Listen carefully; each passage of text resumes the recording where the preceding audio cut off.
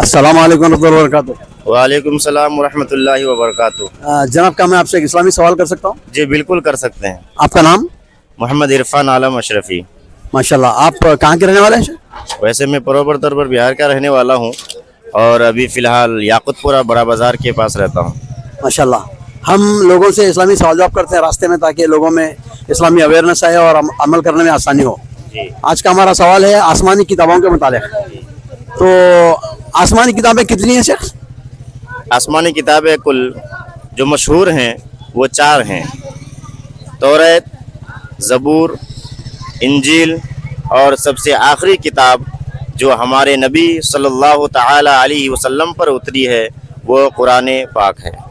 माशाल्लाह, आपने सही कहा। तो ये चारों किताबों पर हमको ईमान लाना ज़रूरी है? जी, चारों किताबों पर ईमान लाना ज़रूरी है। हाँ, अमल जो है सिर्फ कुरान पाक के हिसाब से करना है। क्यों क्यों इसका सबब क्या है? चारों किताबें अल्लाह ताला की तरफ से उतरी हैं और चारों सही हैं, तो फिर उस पर अमल क्यों नहीं हो सकता?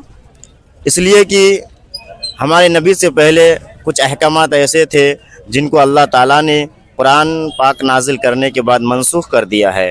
तो हम लोगों को कुरान के हिसाब से अमल करना है, ना कि तौरात या फिर ज़बूर वग़ैरह के हिसाब से अमल करना है। इसलिए कि कुरान पाक ये हमारे नबी पर उतरी है, तो जो अहकामात उस पर है उस पर अमल करना है, और बाकी जो किताबें हैं उस पर ईमान लाना ज़रूरी है।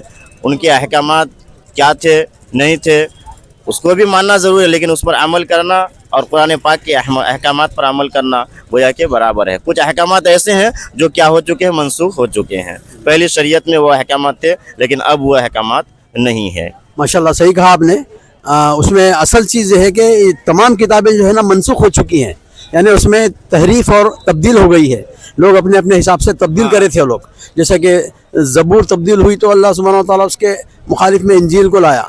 इंजील तब्दील हुई तो उसके बाद अल्लाह सुब्हानहू व तआला अपडेट करके कुरान मजीद को लाया, और उसके बाद अल्लाह ताला इसका ज़िम्मा लिए हैं और कहे हैं कि इन्ना नहनु नज़्ज़लना ज़िक्रा व इन्ना लहू लहाफ़िज़ून। बेशक हमने इस कुरान को नाजिल किए हैं और इसकी हम हमेशा अब हिफाजत करेंगे।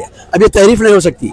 तो माशाल्लाह, जज़ाकल्लाह खैर। कुरान पाक ये आखिरी किताब है और इसकी हिफाजत का ज़िम्मा खुद अल्लाह ताला ने अपने ऊपर ले रखा है, इसलिए इसमें अब तहरीफ नहीं हो सकता है। इसलिए कि ये आखिरी किताब है, इस पर हम लोगों को इसी पर अमल करना ज़रूरी है। बारकल्लाह फ़ीक शेख, जज़ाकल्लाह खैर।